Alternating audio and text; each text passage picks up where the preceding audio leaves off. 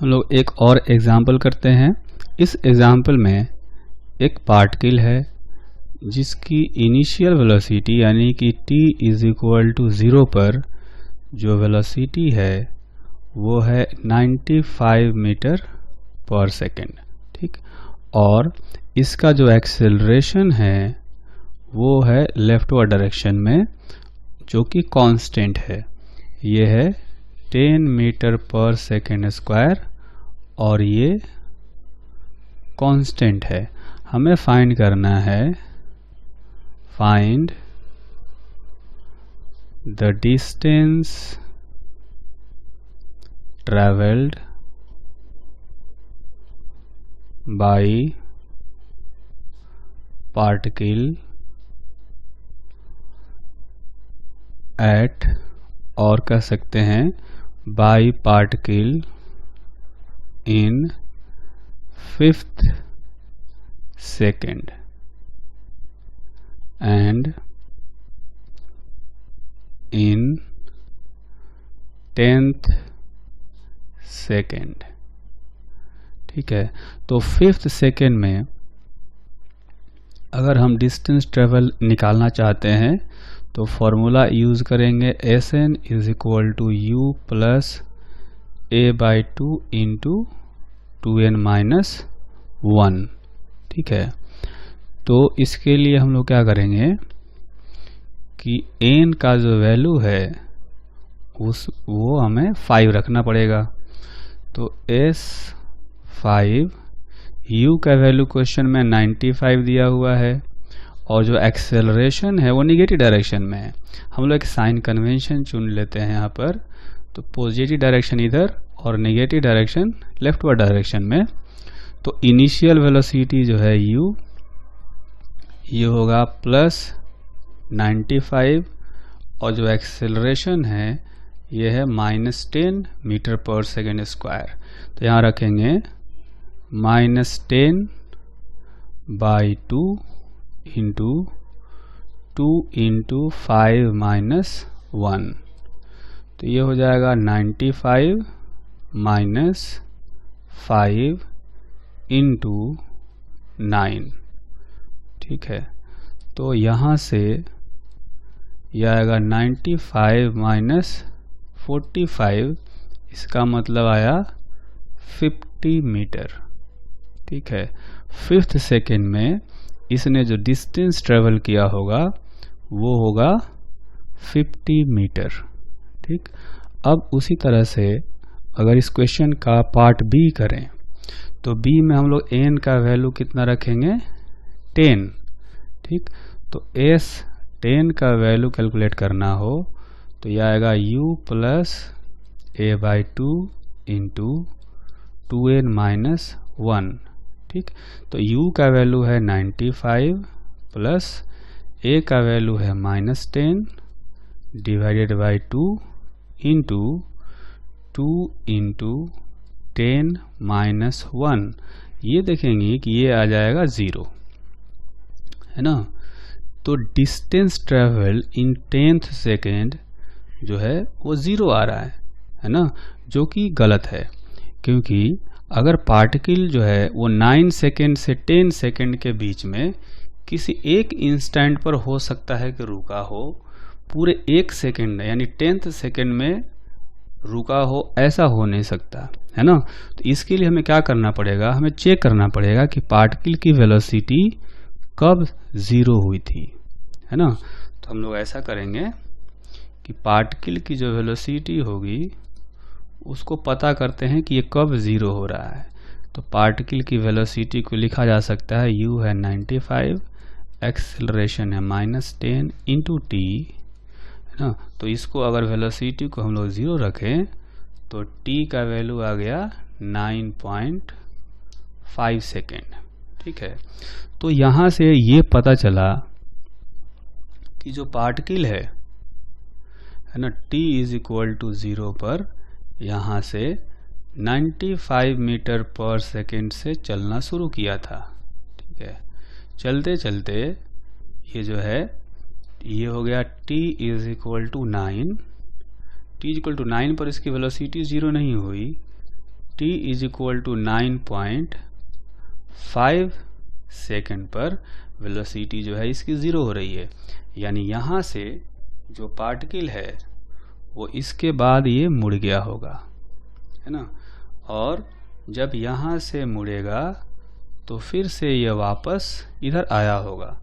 तो 9 सेकेंड पर ये यहाँ था, ठीक, और यहाँ पर इसकी वेलोसिटी हो गई 0, ठीक।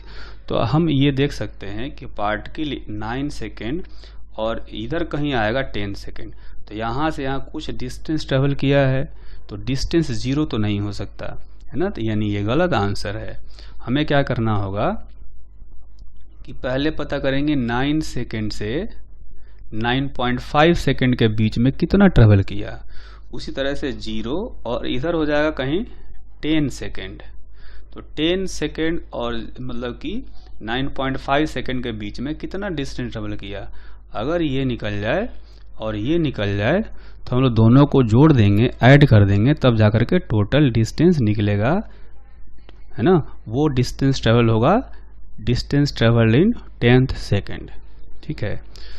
तो अगर हम ऐसा करें कि सिर्फ यहाँ से यहाँ तक का केस देखते हैं, 9 से लेकर के 9.5 तक का, है ना, मतलब यहाँ पर इसकी वेलोसिटी 0 है और यहाँ से आधा सेकेंड 9.5 10 सेकेंड आधा सेकेंड इसको चलना है इधर, ठीक है। उसी तरह से यहाँ भी आधा सेकेंड ही इसको चलना था इधर, आधा सेकेंड का टाइम है, डिस्टेंस अभी हमें निकालना है, ठीक है। तो यहाँ वेलोसिटी 0 और 0 से आधे सेकेंड में कितना चलेगा अगर एक्सेलरेशन 10 हो यहाँ से इधर चलते टाइम में, ठीक है। तो हम लोग क्या करेंगे, डिस्टेंस ट्रेवल इनिशियल वेलोसिटी जो है हम लोग 0 ले लेते हैं, है ना। तो इनिशियल वेलोसिटी 0 ले लेते हैं। यहाँ से हम लोग यहाँ से यहाँ तक का डिस्टेंस ट्रेवल निकालना चाहते हैं। एक्सेलरेशन जो है वो है -10 और जो टाइम है वो है 0.5 का होल स्क्वायर, ठीक है। तो ये आ गया 1.25 मीटर निगेटिव में, यानी यहाँ से यहाँ निगेटिव में 1.25 मीटर चला होगा, ठीक। और इधर भी देखेंगे कि चूंकि एक्सेलरेशन वही है, वेलोसिटी 0 है, तो ये वाला डिस्टेंस भी आप चेक कर सकते हैं, ये भी 1.25 ही आएगा। यानी टोटल डिस्टेंस 9 से लेकर के 10 सेकेंड के बीच में 1.5 ये और 1.5 ये, यानी 2.5 मीटर हो गया, ठीक है। So total distance travelled in 10th second is 2.5 metre, ठीक है। तो ये एक क्वेश्चन हो गया। इसी टाइप के और क्वेश्चन हम लोग कर सकते हैं। इसमें हमें हमेशा ध्यान रखना होगा कि जब भी किसी वेलोसिटी के एक्सप्रेशन में निगेटिव साइन आए, यानी वेलोसिटी जो है कहीं ना कहीं 0 होगा, ठीक है। जैसे यहाँ हमने इक्वेशन लिखा था, तो वेलोसिटी के एक्सप्रेशन में देखेंगे कि निगेटिव साइन है बीच में। निगेटिव साइन होने का मतलब वेलोसिटी कहीं ना कहीं 0 होगा। 0 होने का मतलब पार्टिकल जो है वहाँ से मुड़ जाता है, ठीक है। जब पार्टिकल मुड़ जाता है तो डिस्टेंस और डिस्प्लेसमेंट डिफरेंट होने लगते हैं, क्योंकि डिस्टेंस हमेशा बढ़ता रहता है लेकिन मुड़ने के कारण से डिस्प्लेसमेंट कम होने लगता है, ठीक। तो कभी भी ऐसा वेलोसिटी का एक्सप्रेशन दिखे जिसमें कि निगेटिव साइन हो, तो हमेशा चेक करना चाहिए कि कहाँ पर इसकी वेलोसिटी 0 हो रही है। उसके बाद ही हम लोग डिस्टेंस और डिस्प्लेसमेंट कैलकुलेट करना चाहिए, ठीक है। तो एक एग्जांपल करते हैं। The displacement of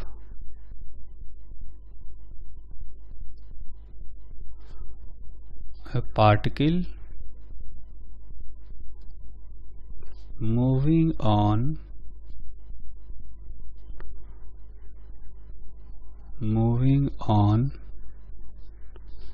straight path at time t is given by x is equal to 16t minus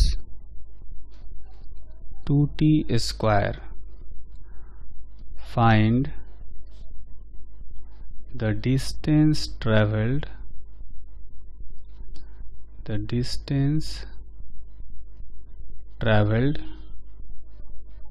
by particle in or during first 2 seconds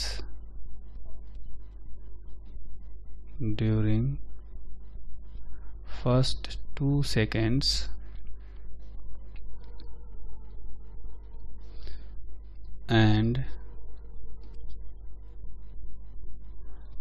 during first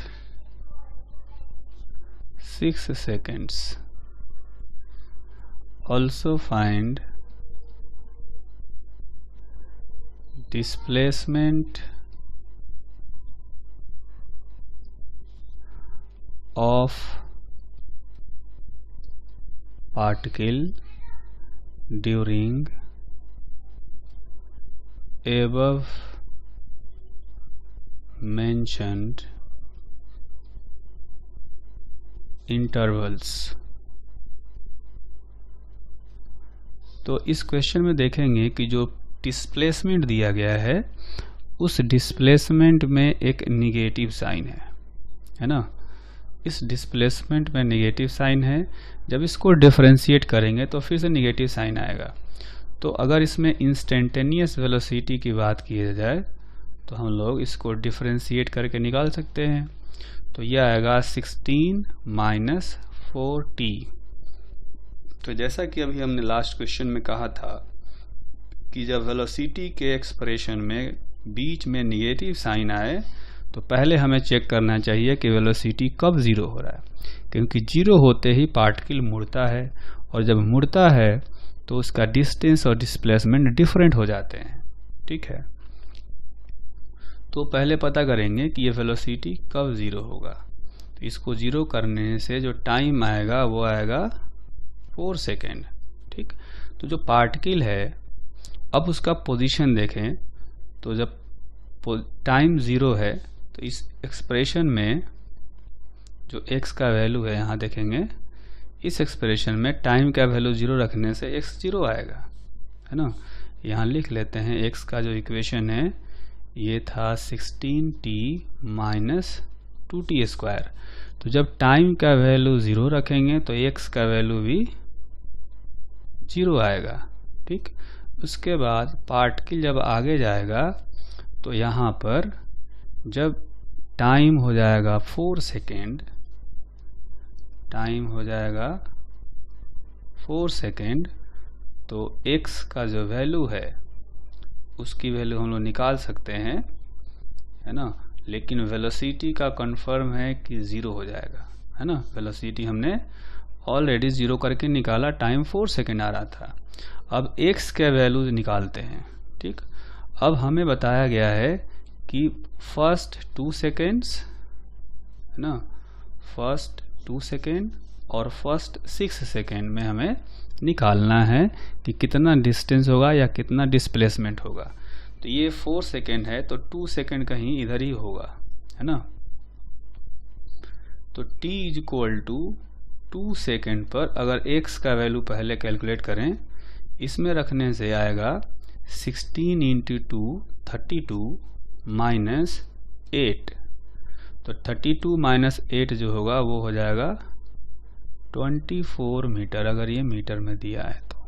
ठीक, उसके बाद x का वैल्यू t का वैल्यू 4 पर निकालेंगे।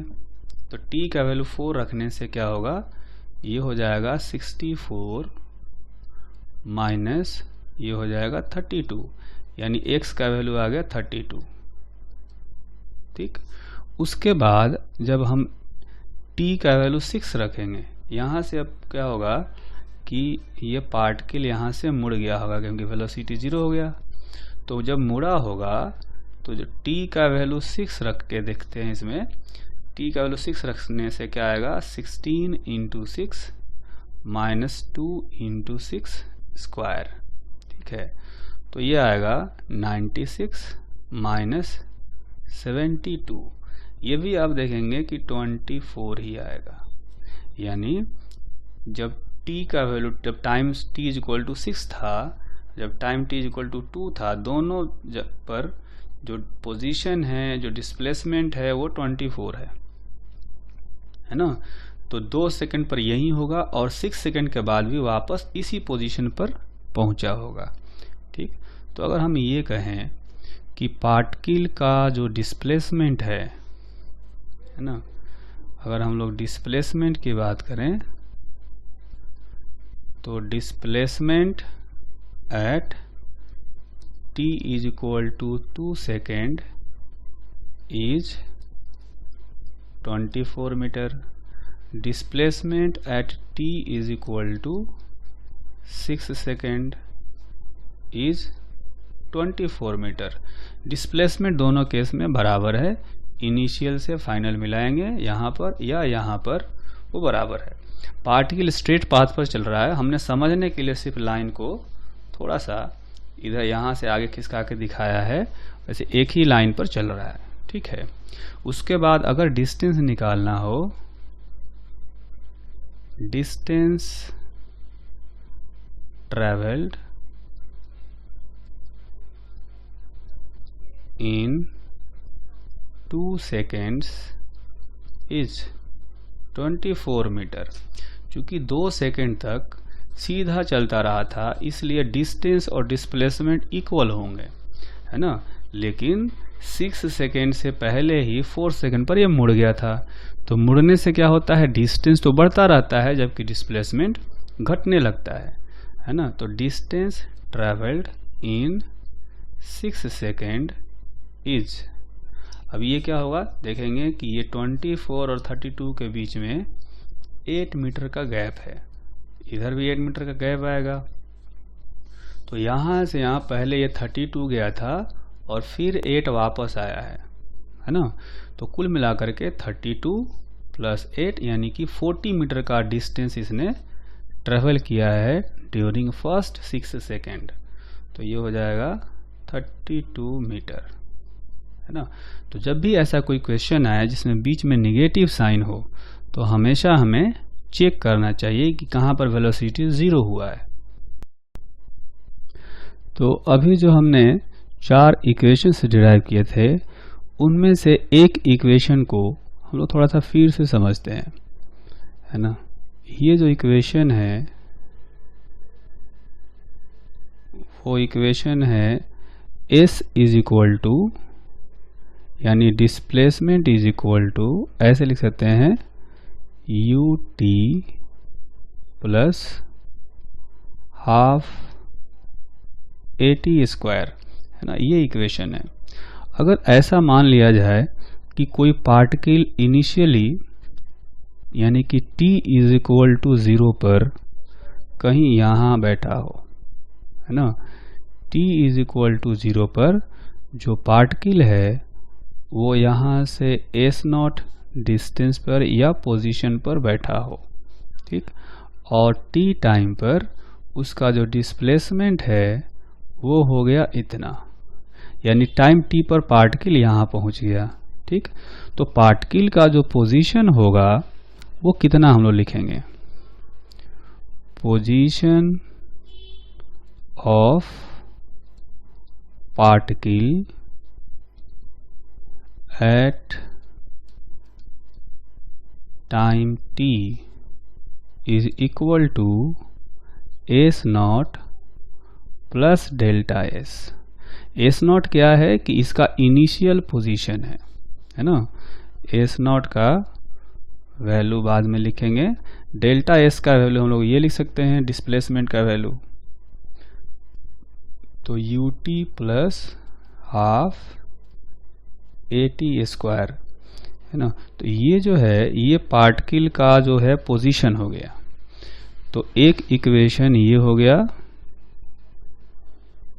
Position at time t where S0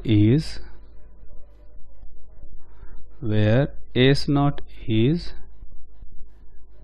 initial position of particle। ठीक है, तो ये जो स्पेशली इक्वेशन है इसमें अगर इनिशियल पोजीशन दिया गया हो तो पोजीशन निकालने के लिए हमेशा इसको यूज करना चाहिए, इस इक्वेशन को। बाकी डिस्प्लेसमेंट निकालना हो तो ये इक्वेशन ही काफ़ी है। ठीक, तो इस थ्योरी पर, इस कॉन्सेप्ट पर बेस्ड एक एग्जांपल करते हैं, है ना। ऐसा मान लिया जाए कि पार्टिकल का जो इनिशियल पोजीशन है, ए particle starts moving with initial velocity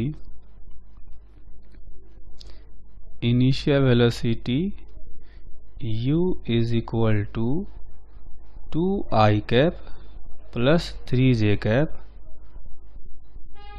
from S0 is equal to 3i minus 4j, है ना। Find position of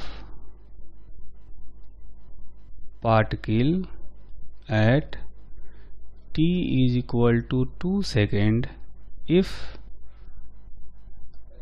it moves with constant acceleration a is equal to -10 j cap। ठीक है, तो इस equation में सारे quantity हमें बता दिए गए, u, S0, t और a। तो हम लोग इक्वेशन जो है, चूँकि पोजीशन पूछा गया है तो लिखेंगे S0 plus ut plus half at square. ठीक है, अब ये वेक्टर फॉर्म में दिए गए हैं तो डायरेक्ट इनको वेक्टर फॉर्म में रखा जा सकता है।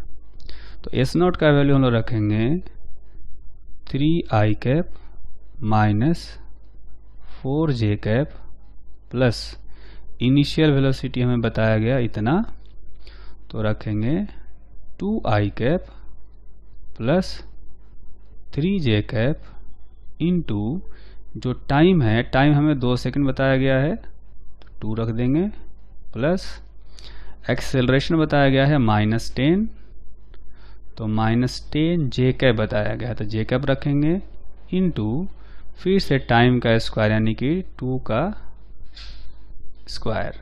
ठीक है, तो इस तरह से पोजीशन निकाल सकते हैं। इसमें हम देखेंगे कि यह आएगा 3i cap minus 4j cap plus 2 into 2 4i cap plus 6j cap. इसमें से एक 2 और एक 2 यहाँ से कैंसिल हो जाएगा, तो अगला टर्म जो आएगा वो आएगा निगेटिव में -20j कैप। ठीक, तो अगर इसको और सिंप्लीफाई करें तो यह आएगा 3i cap plus 4i cap यानी कि 7i कैप। ये 4 देखेंगे यहाँ पर कि -4 है और -20 है, -24 हो गया। -24 में 6 ऐड करेंगे तो ये हो जाएगा -18 जे कैप। ठीक, तो ये वेक्टर फॉर्म में पार्टिकल का पोजीशन आ गया। कब? वो भी किसी इंस्टेंट 2 सेकंड पर, है ना। तो ये कह सकते हैं कि 2 सेकंड पर पार्टिकल का जो पोजीशन होगा वो आएगा 7i cap minus 18j cap. ठीक है।